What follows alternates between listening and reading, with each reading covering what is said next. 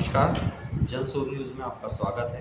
मैं प्रदीप तिवारी। तो आज देश भर में जीएसटी 2 लागू हो गया है। इसे भारत सरकार बड़े रिफॉर्म के रूप में पेश कर रही है, मान रही है। खुद प्रधानमंत्री श्री नरेंद्र मोदी ने कल देश के नाम संबोधन किया और अब तक की भारत की विकास यात्रा का ये सबसे बड़ा टर्निंग पॉइंट बताया और इसे आर्थिक जो आर्थिक सुधार है उसको एक सही दिशा में और एक बड़ा कदम बताया। इसे भारत की अर्थव्यवस्था में अब तक का सबसे बड़ा सुधार उन्होंने बताया। वित्त मंत्री निर्मला सीतारमैया ने कहा कि यह नया ढांचा आम जनता और व्यापारियों दोनों के लिए सरल और लाभकारी है। तो आइए समझते हैं कि आखिर ये नए बदलाव हैं क्या और इससे सरकार तो अपना बहुत कुछ बता रही है कि इससे लोगों को बहुत लाभ होने वाले हैं। वास्तविकता में यह कितने लाभकारी हैं, इस पर थोड़ी सी पड़ताल करते हैं। तो क्या है नया बदलाव? तो नया बदलाव में ये है कि जो 4 कैटेगरी बल्कि 5 कैटेगरी थी उन्हें अब सेग्स आउट कर दिया गया है, उसे अब कम कर दिया गया है। ये केवल 2 कैटेगरी अब रह गई। पहली 5% की, जिसमें रोज़मर्रा की चीज़ें लगभग आ जाती हैं। खाद्य सामग्रियाँ, दवाइयाँ, किताबें, कपड़े आदि सभी इसमें शामिल हो जाते हैं, जो आम आदमी के लोगों के लिए बहुत उपयोगी है, जिसे 5% में रखा गया है। यह एक अच्छा कदम सरकार का है। 18% में लग्जरी सामान और इन सारी चीज़ों कैटेगरियों को रख दिया गया है, जो भी सरकार का एक दृष्टिकोण बहुत बेहतर लगता है। लग्जरी, इलेक्ट्रॉनिक्स, वाहन, गहने और अन्य सामान को इस कैटेगरी में रख दिया गया। केवल 2 कैटेगरी को इसमें रखा गया। पहली कैटेगरी क्या थी? 5%, 12%, 18% और एक 28% की एक अलग से कैटेगरी थी।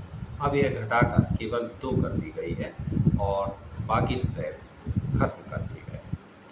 28% का स्लैब परमानेंट खत्म कर दिया गया है। गाड़ियाँ, एसी, फ्रिज, मोबाइल फ़ोन जैसे कई प्रोडक्ट पर अब 28 की जगह 18% का स्लैब आ गया है। एक्साइज और सेस व्यवस्था को भी सरल किया गया है। सरल इनपुट क्रेडिट,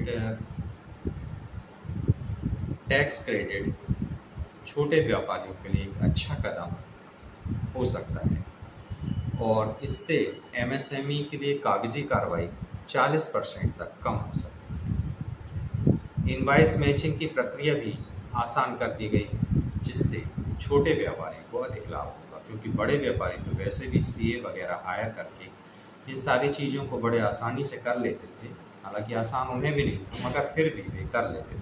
छोटे व्यापारियों को बड़ी समस्या हो रही थी, जिसका सरकार ने इस ओर ध्यान दिया है। शायद सरकार के कानों तक किसी माध्यम से सारी जो ग्राउंड लेवल की रियलिटी है वो पहुंची है। कुछ शायद आप हमें भी उसके लिए एक प्रशंसा दे सकते हैं, एक सहभागिता दे सकते हैं कि हमने भी इस सेक्टर में व्यापारियों की आवाज़ उठाने का प्रयास किया, जो शायद कभी न कभी सरकार तक पहुंची है। अब क्या सस्ता होगा, उन पर बात कर लेते हैं। तो mobile phone, TV, washing machine, 2 wheelers और कारें, ये सारी चीज़ें सस्ती होने वाली हैं। और कारों में तो 60 से 70 हज़ार और लाख तक किन्हीं कारों में रेट्स कम हो सकते हैं। और जो आने वाला समय है वो दीपावली का ऑफ़र है, तो जीएसटी की कमी और दीपावली के ऑफ़र की वजह से अब अचानक से मार्केट में खुशियाँ लौटने वाली हैं और लोगों को भी इससे ज़बरदस्त फ़ायदा होने वाला है। आप किस चीज़ का फ़ायदा लेने वाले हैं? क्या आपकी खरीदने की योजना थी? आप उसे रोक दीजिए दीपावली तक और दीपावली में ज़रूर खरीदिएगा और हमें भी कमेंट करके बताइएगा कि आखिर आप क्या खरीदने की योजना बना रहे हैं। अब अर्थव्यवस्था की दृष्टि से भी देखते हैं कि इसका क्या प्रभाव बनता है और जो चीज़ें जैसी एज इट इज़ हाल में रहेंगी उनका क्या हाल है। तो जैसा का तैसा रहेगा, उनमें खाद्य तेल है, अनाज है, दालें और दवाइयाँ। हालांकि दवाइयों में भी सीधे 18% के सेगमेंट में ला दी कर सिर्फ 5% में भी सेगमेंट कुछ करने की कोशिश की गई है, जिसकी वजह से इस पर बहुत छूट मिलने वाली है। हालांकि व्यापारी वर्ग काफ़ी इससे परेशान है, उसके अपने सॉफ्टवेयर में बहुत अपडेशन करना पड़ रहा है और अभी वो इनवॉइस भी नहीं दे पा रहे हैं कुछ जगह। महंगा क्या हो सकता है, तो कुछ लग्जरी सर्विसेज हैं जो सीधे 5% से 18% के स्लैब में पहुंच गए हैं, उस दर में चले गए हैं, जिसकी वजह से इनमें अधिकता हो सकती है। अर्थव्यवस्था पर प्रभाव को बात करें तो सरकार के राजस्व में बढ़ोतरी होगी। सरकार ने जीएसटी के दामों में कमी की है, केवल 2 सेगमेंट रख दी, 5% और 18% का। तो इसमें तो जीएसटी कम होना चाहिए, मगर सरकार का अनुमान है और विशेषज्ञ भी बता रहे हैं कि जीएसटी 2.0 से टैक्स चोरी 25% तक घट जाएगी, जिससे सरकार को 1.5 लाख करोड़ का अतिरिक्त राजस्व आएगा। जीडीपी ग्रोथ पर असर पड़ेगा। लोग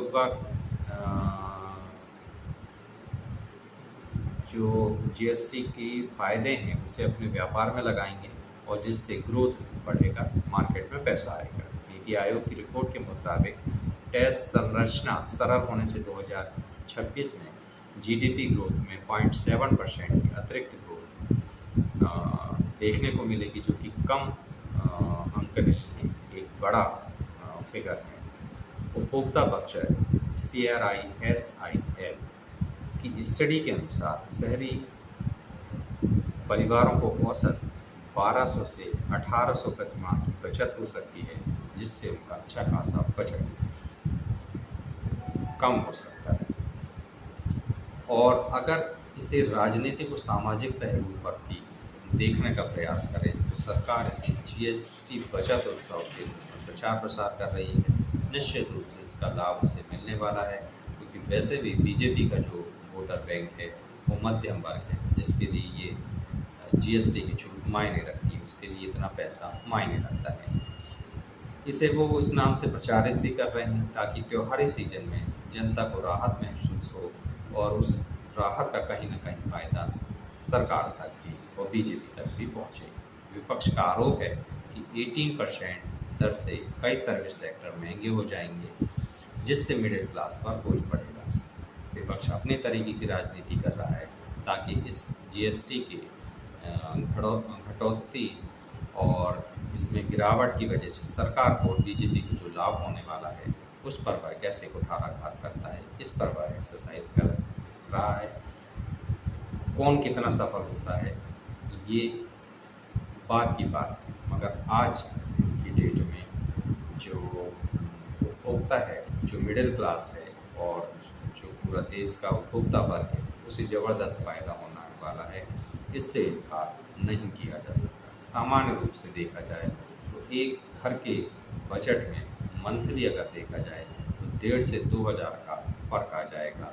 और अगर वो कोई सामग्री लेता है और मान लें अगर उसकी 25,000 की वो सामग्री है तो उसमें कम से कम 1,500-2,000 रुपये का जो आप उसे रिबेट बोल सकते हैं, आप उसे कमी बोल सकते हैं, उसको फ़ायदा होने वाला है, उससे बेनिफिट होने वाला है। कुल मिलाकर जीएसटी 2.0 का उद्देश्य कम दरों में सरल टैक्स चोरी पर रोक और जनता की जेब में को राहत देने का एक काम है। इस पर ये कितना सफल हो पाता है और सरकार का रेवेन्यू कितना इससे ग्रोथ करता है, ये आने वाला समय बताएगा।